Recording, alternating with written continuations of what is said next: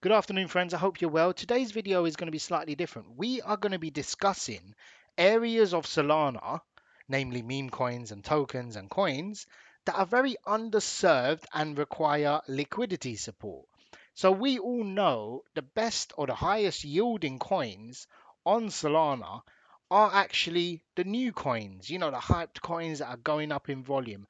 Contrary to popular belief, it's not actually the volume. See, I was looking at this one. I thought it was going to fall to here. So it's not actually the volume that brings in the yield. It's actually the volatility. So you can see these coins are just zigzaggy. Something like useless is still zigzaggy, but not as zigzaggy. Yeah, if that makes any sense. And this is a 15-minute chart. You can see there's periods of useless where it is kind of going sideways in theory. It's moving up and down, but etc. But these coins have a low level of liquidity in comparison to their market cap, and there's only a few pools. Now, we're not going to look at these ones. We could look at these ones all day, but by the time I finish this video, this coin will probably be down here, and we all know that's going to happen. Anything like the chart looks like this will obviously sink down eventually. However, what if I told you there are hard blue chip assets that I looked at the other day, a bunch of them, that do not have liquidity support on Solana? Now, these are pegged tokens, so they'll follow the price, so it's the same as LP farming it on Ethereum, on their layer one, on BSC, or wherever. Here we go. Let's get into it. So, for example, Chainlink have a pegged version of a Solana one. Here we go. So if we go on and we search, we can see where their liquidity is and trading volume. So you can see here, Solana, sorry, this is pegged with USDC, and Link only has 2K LP. Now I don't know what Solana is. I think it's like Wormhole. I think it's like Wrapped. So that's the company that's running it. So it has a tiny bit of volume. Now the reason it has a tiny bit of volume is because the price impact, because the LP is so low, nobody will buy this or be routed to buy this unless it's a tiny little drip or it's bots arbitraging it. Yeah. And there's only one pool. So if you was to make a liquidity pool next to this and put half of the amount or the same amount, chances are you'll be able to arbitrage between the pools and people would buy from here, sell from there as the price changes. Yeah. And if you do it pegged with Solana and then you do it pegged with USDT, USDC, whatever you want, that is a very underserved. Now, this is a hard, high asset that is destined to last. You could probably, the only issue is I looked at this and I was going to make this. Definitely Chainlink is one on my list. But the only problem is I am scared to buy now. I think Chainlink could go $30. It could go $8. I don't know what the market's going to be. To me, if I wouldn't buy the asset at this price, I wouldn't yield farm it at this price. Now, I could do a one-sided position. That's an option. So I could just put $1,000 up, make a pool, put $1,000 up on a lower fee. So importantly, let's look at what fee they're charging. Because if we can beat them on price, we can grab more of the yield. So let's go to Radium now. Radium. And let's look at liquidity. So let's click all and let's go to Link. So this is charging a 0.25, which is very high. I'll give you an example. Link is what? What kind of market cap? Link is a 14th high liquidity. And if we look at even Fartcoin is 0.16. But look at all the others, like Bitcoin will be 0.05. I'm trying to get one that's similar to it.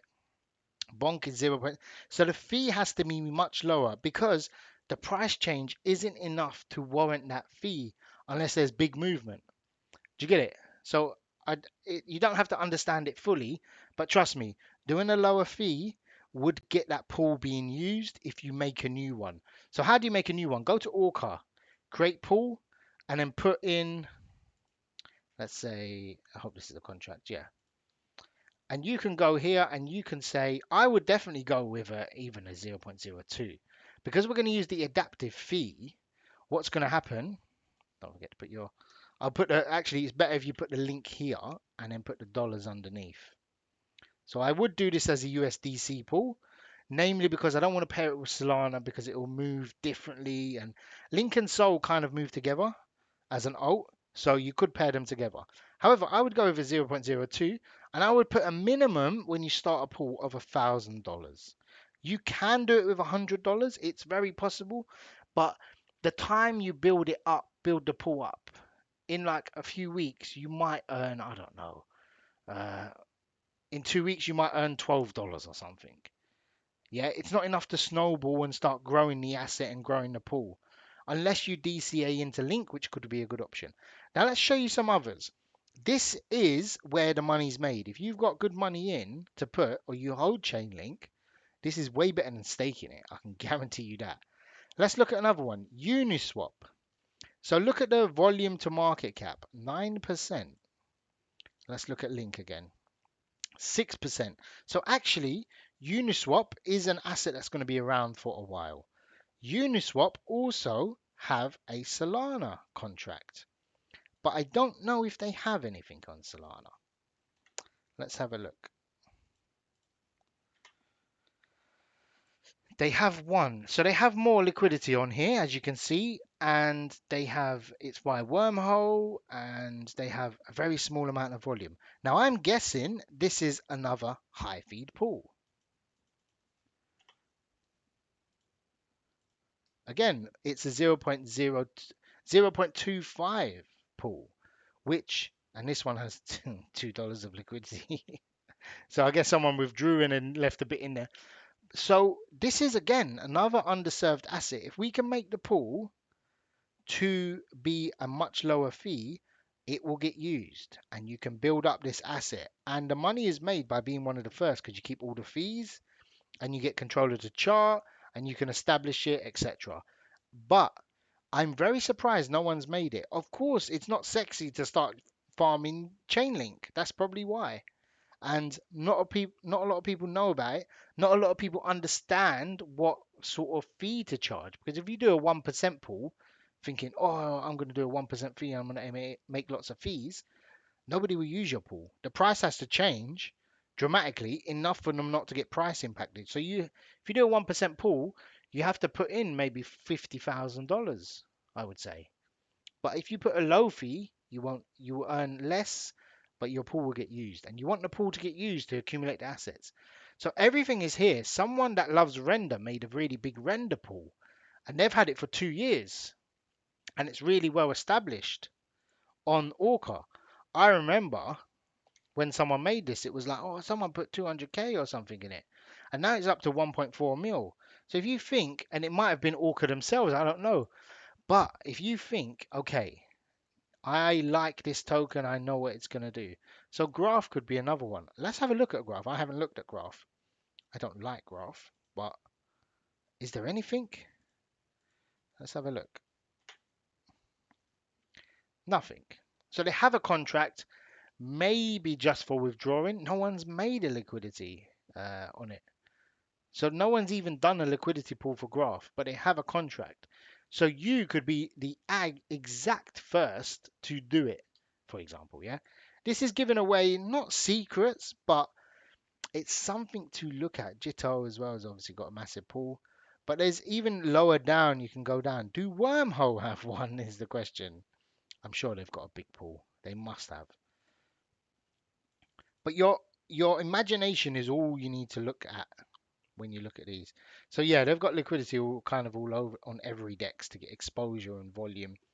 But let's have a look and see what kind of who made this. Was it someone that knew what they're doing when they made these pools?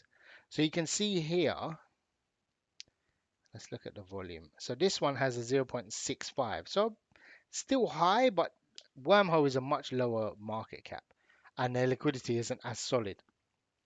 I definitely would bet on. I like Uniswap. I bought at $6.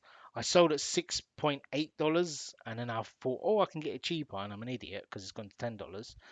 But Chainlink, possibly that could be one to run. I might put in $1,000 and see how I go with that. Make the pool on a low fee, adaptive fee, and let the price sort out from there. But Look on all other chains. Aave is definitely a high volume one, 13% volume to market cap. So the higher the volume to market cap is, the more likely you are to make fees, meaning the volume to market cap ratio is good. And you can look how much is volume on central exchanges. Now, these are central exchanges, but these are pegged to those central exchanges in terms of price. Out of curiosity, I must look at Aave and see what they. Has anyone made it? Because the only place to actually trade, there's nothing on there. The only place to actually trade is Solana because the fees are so low. LP farming is good. It's very easy, very cheap, and you can maximize profits.